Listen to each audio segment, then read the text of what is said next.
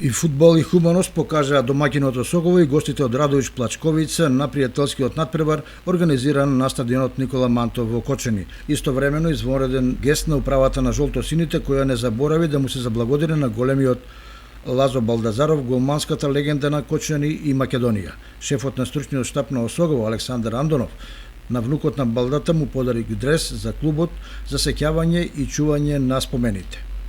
Публиката која од спортски и хумани побуди дојде на стадионот ја имаше привилегијата да види мощен добар натпревар, во кој двете екипи имаа своји моменти, а на крајот победи Осогово со голот на Тоше Манов. Радовишени предводени од Крсте Крстев покажаа дека се на добар пат експресно да се вратат во второлигашкото друштво.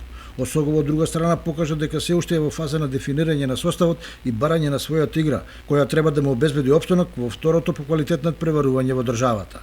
Средствата од платените влезници на публиката на стадионот Никола Мантов и од донациите се уплатени на сметката за лекување на 2-годишниот Јаков, кој како што дознаваме веќе е во Турција каде ја продолжува својата храбра борба за живот.